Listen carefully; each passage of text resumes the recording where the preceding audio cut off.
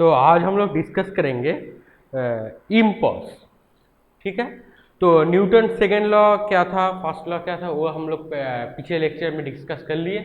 ठीक है, तो उसका की पॉइंट, जो मेन की पॉइंट था वो देख लेना। ठीक है, लेक्चर में मिल जाएगा, कार्ड में भी लिंक है। ठीक है, डिस्क्रिप्शन में रहेगा, वो देख लेना। ठीक है, तो आज हम लोग स्टार्ट करेंगे न्यूटन थर्ड लॉ और इम्पल्स से। पेज नंबर है 96। तो इम्पल्स क्या है, व्हाट इज इम्पल्स? इम्पल्स है the where the large force act on a very small duration produce a finite change in momentum।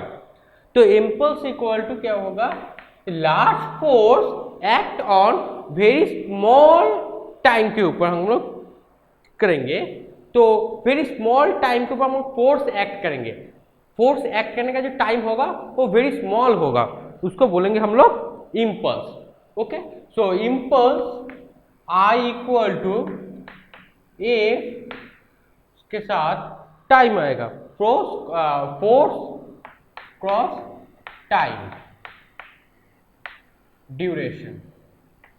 मतलब ये शॉर्ट टाइम ड्यूरेशन में कितना फोर्स अप्लाई किया उसको बोलेंगे हम लोग इम्पल्स। और okay, so also known by force cross time.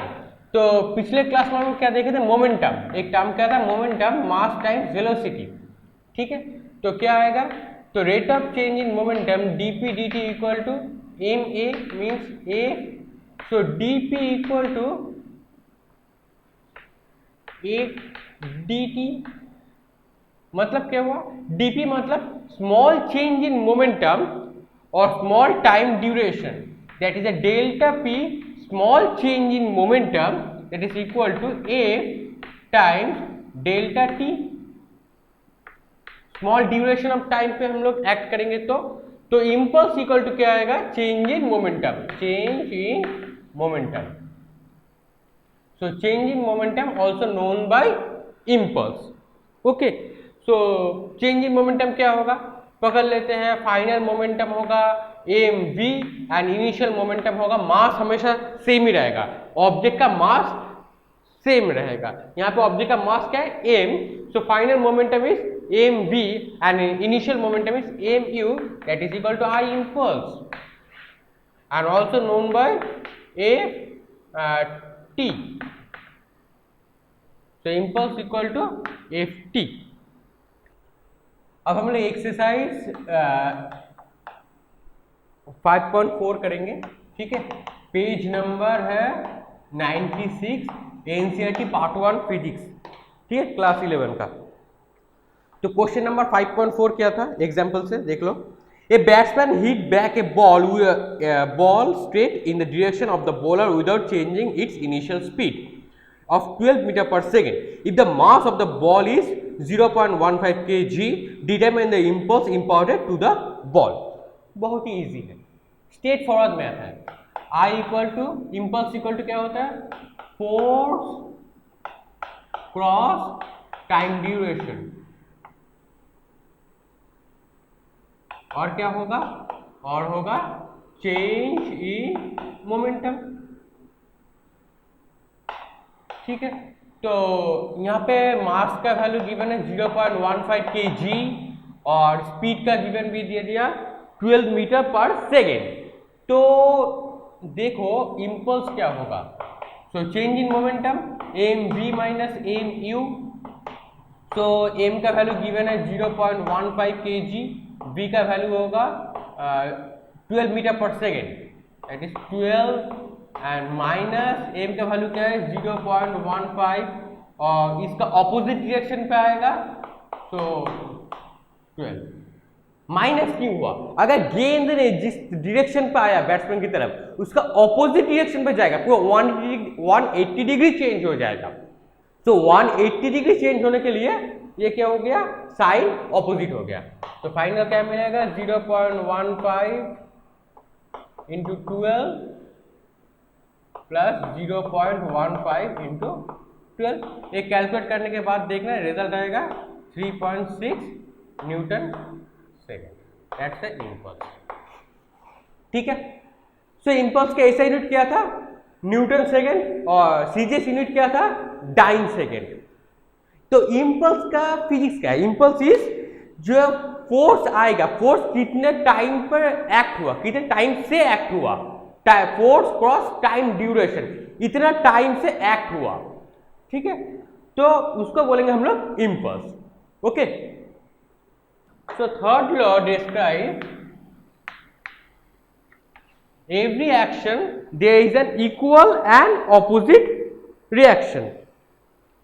तो अगर पकड़ लो एक फोर्स इस डायरेक्शन पर जाएगा, that's the f a in that direction, तो इसका opposite force in opposite direction पर आएगा, ठीक है। तो ये हो गया f of minus a, so both are in opposite direction, so f a minus of, इसको एफ बी ले लेते हैं, minus of f b vector, so total f a plus f b is equal to 0,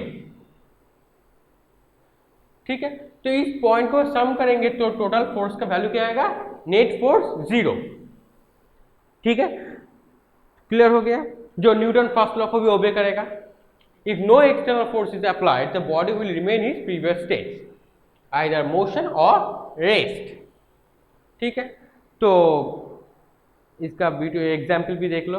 so there is no cause effect of relation impulse the third law. तो simple, अगर एक force इस तरह से इधर जाएगा, पकड़ एक गेंद,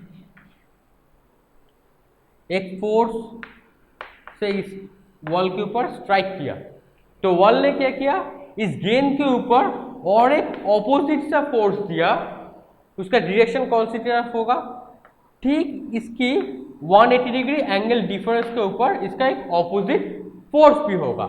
and we know that these two force are in equal but in opposite direction, the every action there is an equal force, तो फोर्स दोनों का मैग्नीट्यूड क्या होगा, इक्वल होगा, बट डायरेक्शन क्या होगा, इन ऑपोजिट डायरेक्शन, ठीक है।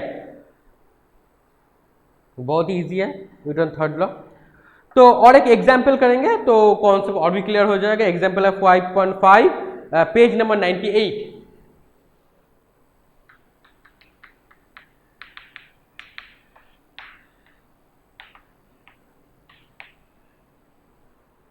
क्वेश्चन क्या है देख लेना।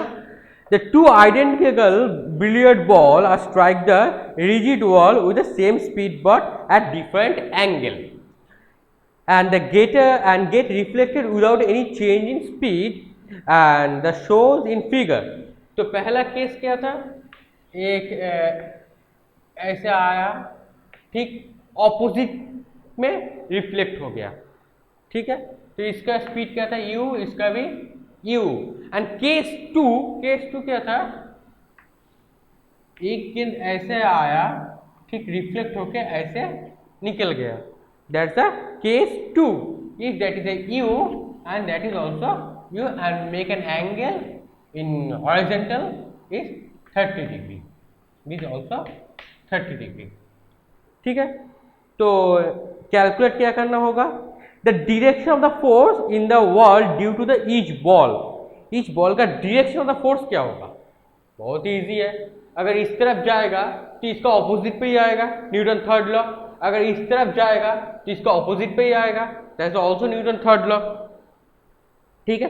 तो हम लोग कैलकुलेट कैसे करेंगे, तो सेकंड क्वेश्चन क्या था, the ratio of the magnitude of impulse imported by the ball by the wall, ठीक है। तो मैग्नीट्यूड का भी हम लोगों का एक्स और वाई मैग्नीट्यूड का इंपल्स का रेशियो भी निकालना होगा, जैसे x axis that is the y axis, ठीक है। तो यहाँ पर देख लो पी एक्स का मोमेंटम क्या होगा, पी एक्स इनिशियल मोमेंटम क्या होगा, इसी डायरेक्शन पे जाएगा तो इसका मोमेंटम क्या होगा, एम यू। तो पी एक्स फाइनल क्या होगा, और in opposite direction that's also m u. And p y initial, y direction पे क्या होगा, that's the follow only x axis, y axis पे क्या होगा, इसका मोमेंटम 0।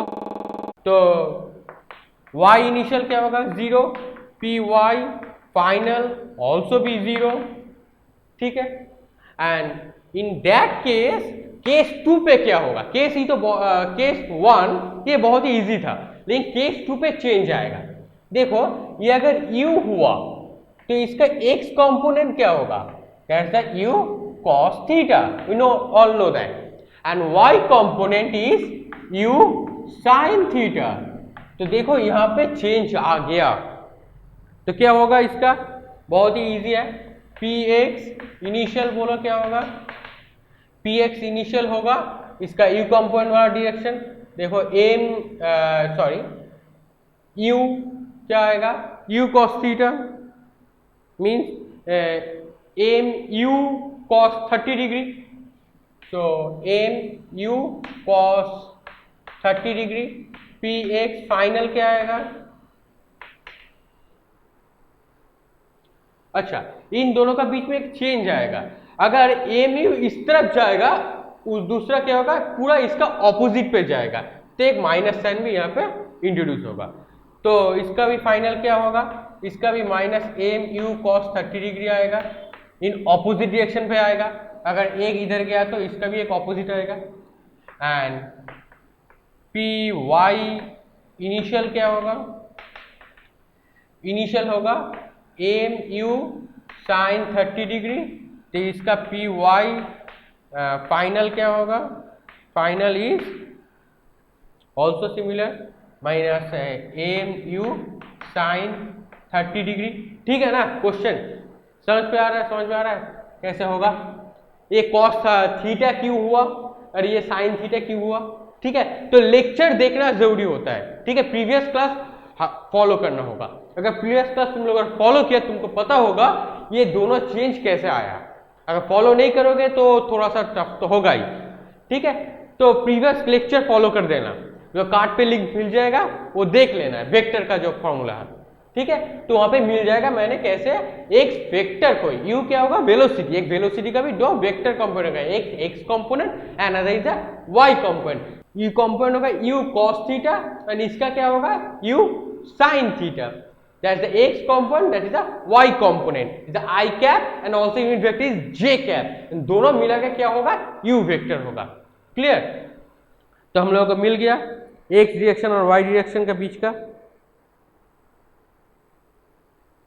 नाउ अब हम लोग क्या चेक करेंगे, px sign change after collision, after collision wall के साथ कॉलिशन होने के बाद तो क्या होगा, py का coalition, after coalition py change नहीं होगा, तो यहाँ पे एजम्पशन लेंगे तो क्या होगा, अगर इसके ऊपर y डायरेक्शन किस तरफ जाएगा, इस तरफ जाएगा, तो इसका भी y ऊपर ही होगा, तो in collision px change. Now while the p, यहाँ पे चेक करो, कॉलिशन होने के बाद px का साइन चेंज होगा बट py का साइन चेंज नहीं होगा। ठीक है, तो अगर पकड़ लो ये इस डायरेक्शन से इस डायरेक्शन जाएगा तो both are in minus sign होगा, तो क्या होगा यहाँ पे px sign will change but py का साइन नॉट चेंज, तो py का साइन चेंज नहीं होगा, प्लस लेंगे तो प्लस रहेगा, माइनस लेंगे तो माइनस ही रहेगा। Okay, so x component of the impulse क्या होगा, तो चेंज इन इंपल्स x कंपोनेंट का क्या होगा, सो that is the mu minus mu। ठीक है, तो क्या आएगा, देखो x कंपोनेंट इंपल्स का चेंज क्या आएगा, इसका चेंज आएगा माइनस, छोड़ी दो, mu minus mu, so that is minus 2mu, so change in momentum, तो इसका चेंज इन मोमेंटम हम लोगों को मिल गया माइनस 2mu, और इसका एक्स एक्सिस का चेंज इन मोमेंटम क्या होगा, माइनस 2mu, क्या आएगा इसके ऊपर cos 30 डिग्री, तो इसका माइनस इसका भी माइनस ही आएगा, फाइनल माइनस इनिशियल। तो इन केस ऑफ द, यहाँ पे तो पता चल गया दोनों माइनस एक ही डायरेक्शन में होगा, आइदर प्लस ले लो और माइनस ले लो। ठीक है, तो दोनों का रेशियो क्या होगा, फाइनल क्वेश्चन इज पार्ट 2 कहता है the ratio of the magnitude of the impulse imported by the wall, तो change in momentum, so you know that impulse equal to क्या था, impulse equal to change in momentum. So change in momentum निकाल लिया। In that case, इस case का भी change in momentum also impulse हमने निकाल लिया।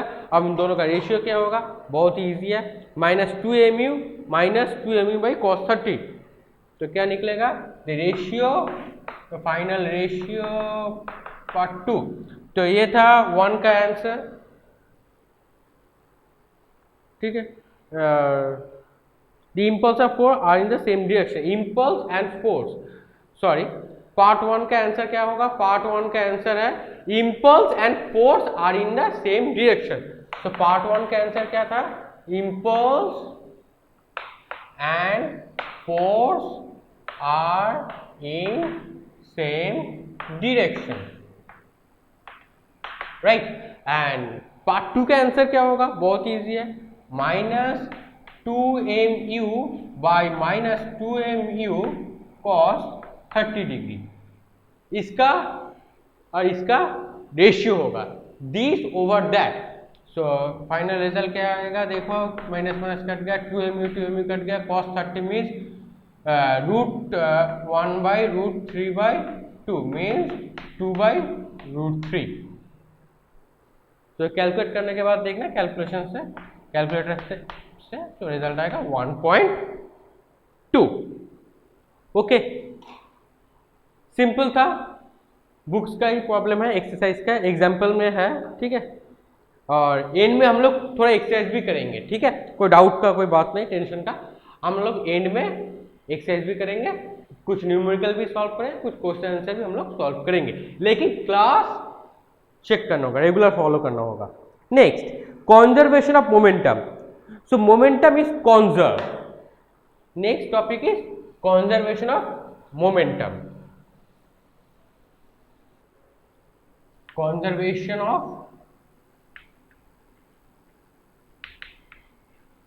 momentum।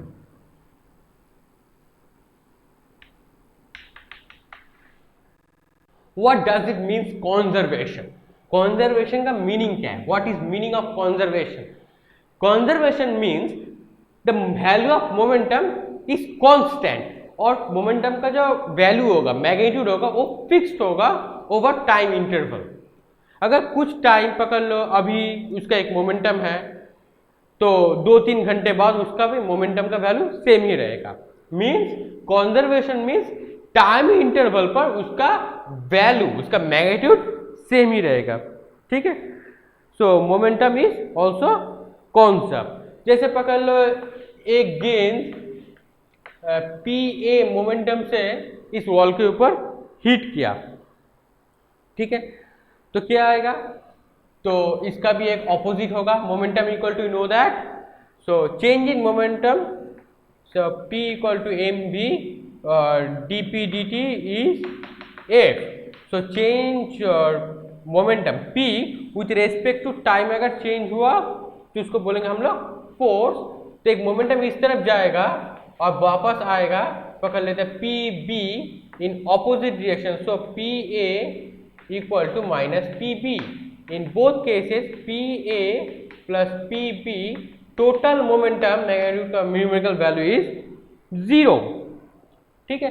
पकड़ लो एक गेंद और इस छोटे गेंद के बीच का अगर कॉलिशन हुआ, तो बिफोर कॉलिशन में जो मोमेंटम रहेगा और आफ्टर कॉलिशन में जो मोमेंटम रहेगा, total momentum are in same. The total momentum of isolated system of interacting particle is conserve, ठीक है, पेज नंबर 99। तो पकड़ लेते हैं कि एक important example, the application of the law of conservation of momentum is the coalition of two bodies. तो दो बॉडी का बीच में अगर कॉलिशन हुआ, ठीक है, तो two bodies and consider the two bodies A and B with initial momentum P and PB। तो पकड़ लेते हैं एक बड़ा सा, that's the PA body, that's the B body. So इसका मोमेंटम क्या होगा, इसका मोमेंटम होगा PA, इसका होगा PB। We know that the moment is vector, तो हमेशा बार साइन याद नहीं रहेगा तो दे देना, ठीक है। Momentum is a vector quantity PA and PB। The two bodies are collide and get apart, and two bodies अगर कोलाइड किया, दोनों का अगर क्रैश हुआ तो क्या होगा, फाइनली ए और बी का बीच का क्रश हुआ, ठीक है। तो क्या मिला हम लोगों को, ए और बी का क्रश हुआ, and apart the final momentum is p A dash and P B dash.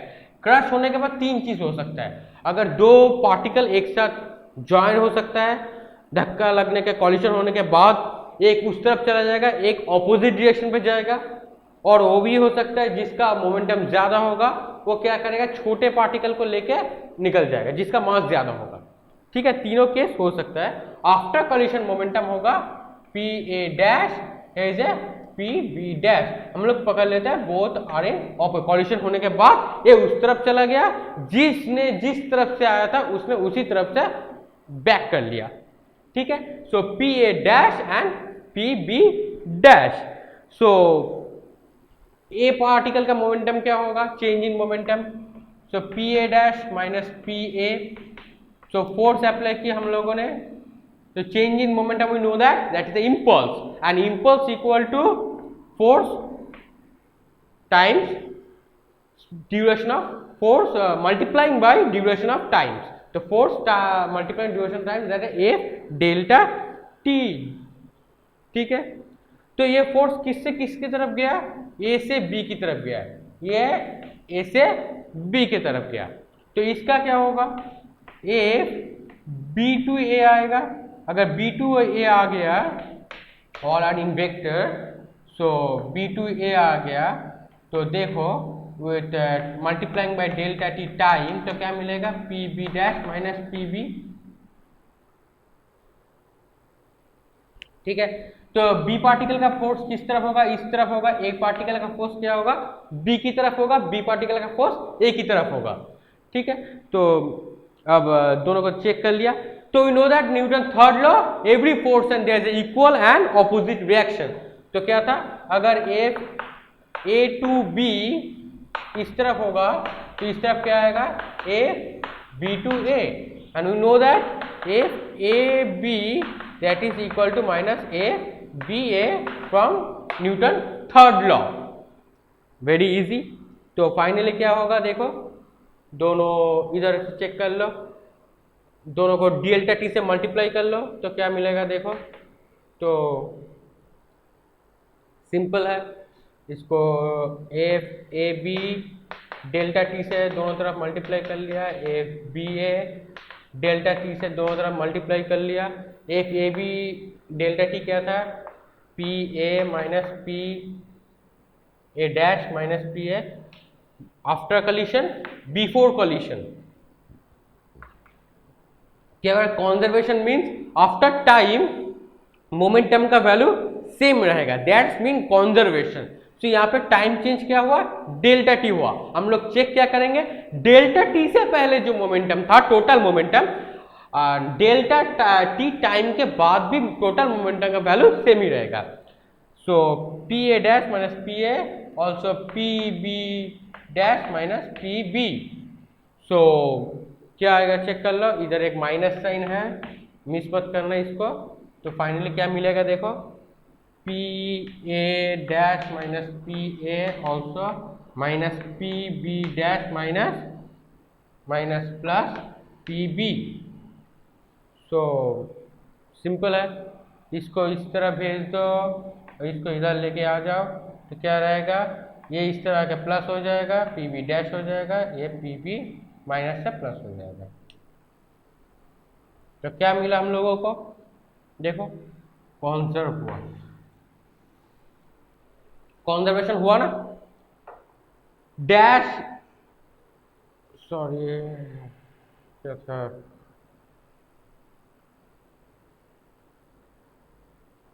ये बी होगा, ये ए होगा, ठीक है। तो क्या मिला हम लोगों को, after collision equal to total momentum का value equal to before collision total momentum का value, both are in equal, ठीक है। तो ऐसे हम लोग कॉन्जर्वेशन मोमेंटम को प्रूफ कर सकते हैं, ठीक है। Next, equilibrium of A particle. अगर पकड़ लो एक सिस्टम पे दो की जगह अगर 3 फोर्स हुआ तो क्या होगा? दो की जगह पे अगर 3 फोर्स हुआ तो ये भी थोड़ा ट्रिकी है, करना होगा। Now we apply 3 force.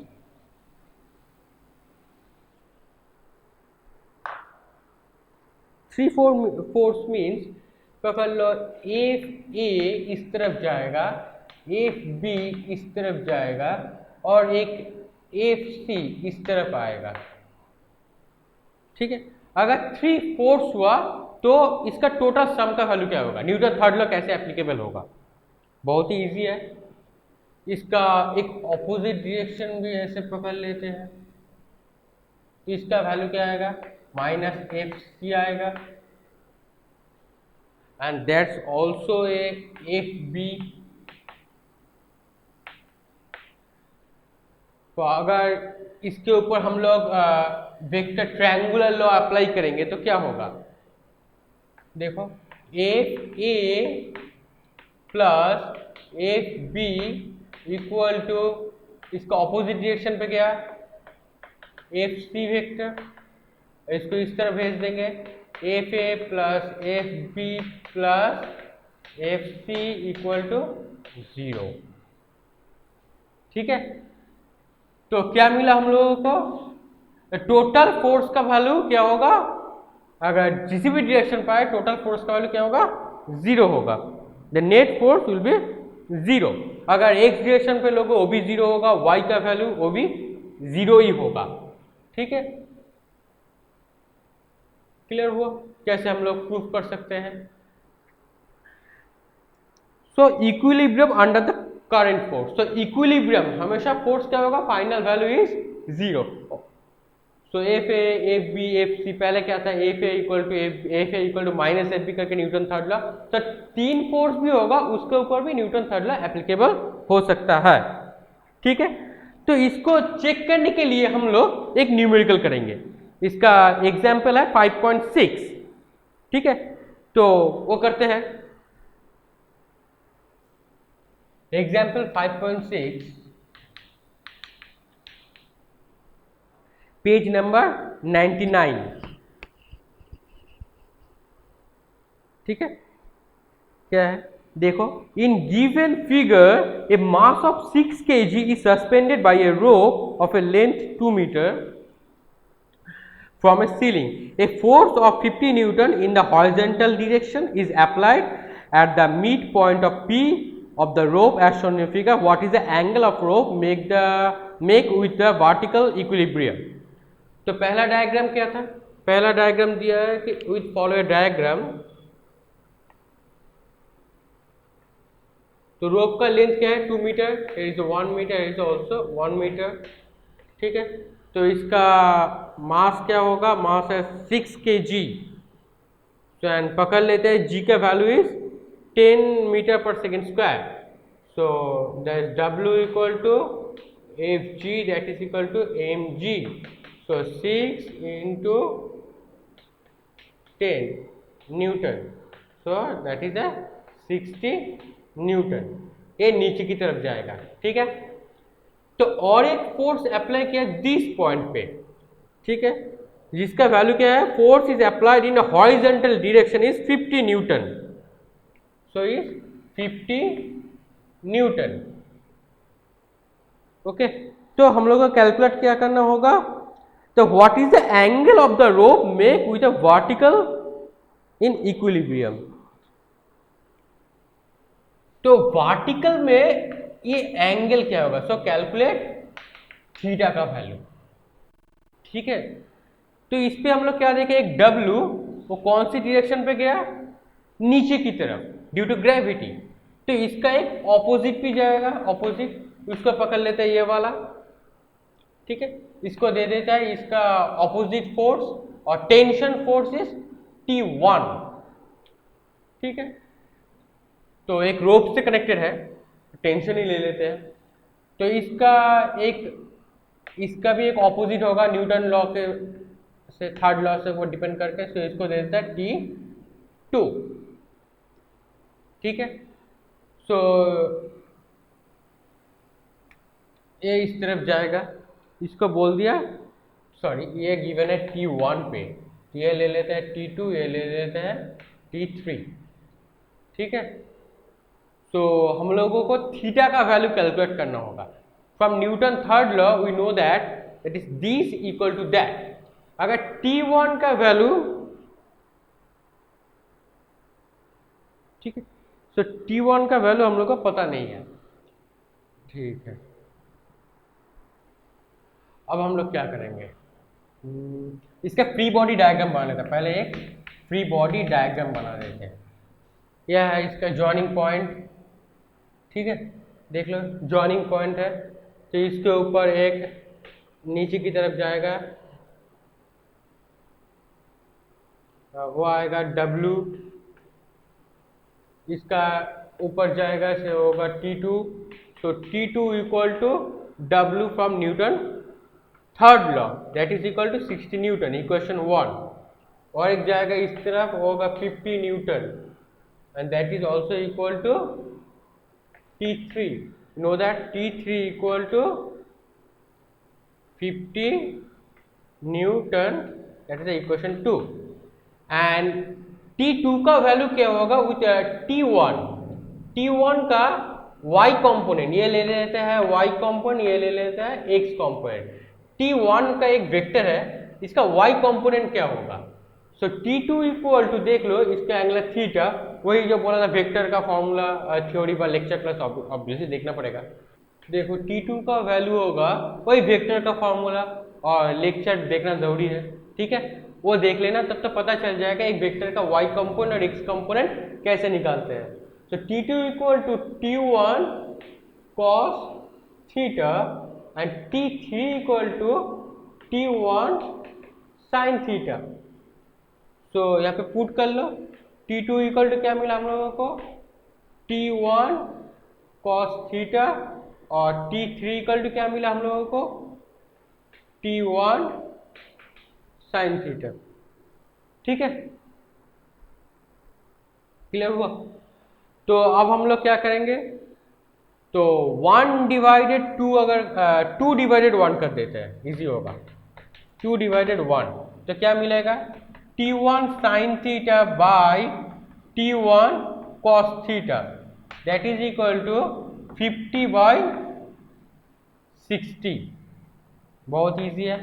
तो क्या मिला हम लोगों को, 0 0 काट लिया तो मिला tan थीटा इक्वल टू, देखो T1 का जरूरत ही नहीं मिला, तो T1 का वैल्यू हमको जरूरत ही नहीं पड़ा, इजी है, T1 छोड़ के ही वैल्यू आ गया। तो tan theta so equal to 5/6, so theta equal to tan inverse 5/6।